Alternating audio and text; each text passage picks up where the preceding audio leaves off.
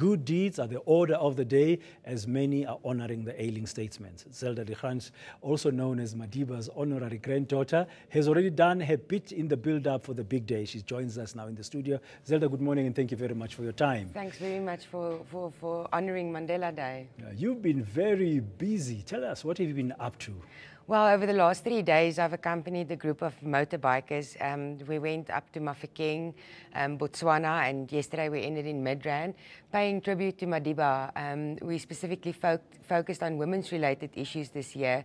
I serve as the patron for First for Women, and we advocated for issues around violence and abuse, and to try and encourage people to report those issues and support the centers that's there in the communities.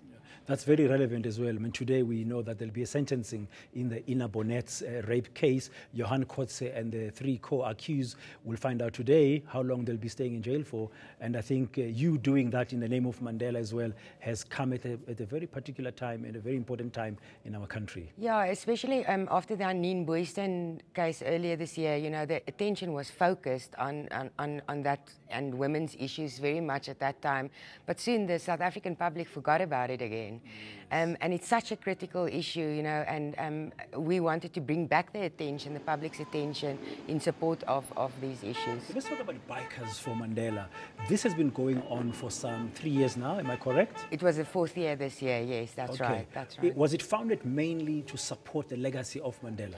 Yes, and you know what, there's so many different ways. It's just, I'm interested in motorbike riding. I'm a biker myself, so I was just enhancing the goodwill in the motorbike community and paying tribute to Madiba. So we want to encourage people of all walks of life, you know, to follow suit and to do exactly the same. So whether it's a running club or a poker club or whatever they do, you know, to in their community take action and inspire change. Yeah. Now, do you guys choose for yourselves which projects to go for? Like the other day, we saw you in Botswana, and you were with the lady, Miss Mutloku, who was attacked by his lover, and she was set alight with paraffin, and you built a house for her, and you left her with a vegetable garden. Yeah. Did she request support, or do you get requests coming in, and then you select them randomly? No, not at all. We decide on a theme for the year's ride, and then you know, we look for projects really. I go on a recce in advance, and then I talk to people in the community and trying to get the correct project, obviously also fitting in with the sponsor, which was you know, the First for Women people, because I serve as their patron. It had specifically had to do with women's issues this year.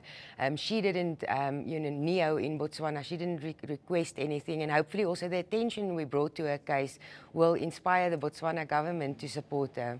Okay, where next to? Now, Thursday is coming up, 18 July, Nelson Mandela's 95th birthday. Where are you going to be on Thursday? Yeah, you know, we also don't want the Bikers for Mandela Day to be one specific group. We want people all over the country to get involved in their own initiatives and call it Bikers for Mandela Day. So tomorrow I leave for Bloemfontein. On Thursday I'm supporting the University of the Free State. Professor Jansen and his wife started a campaign called No Hungry Student. So I'll be there on Thursday helping them together with Bikers for Mandela Day in Bloemfontein in support of that initiative.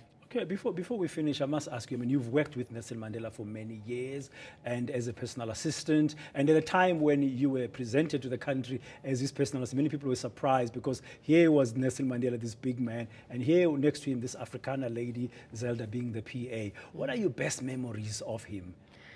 You know what, Dan, there's really too many just to think of anything. It's those personal moments, you know, the time I've spent with him, the time I've spent with him and Mrs. Marshall, even over the last few years in Kunu, when he was retired. Those are the special moments, you know, and it's not the big public stuff. It's really the small things. Yeah, but what can you give us just one example of one small thing? You know what, the way his face lights up when you talk to him, when you walk into a room, and his humor, his sense of humor, always teasing us, all the people at the office. He usually had a specific line for everyone.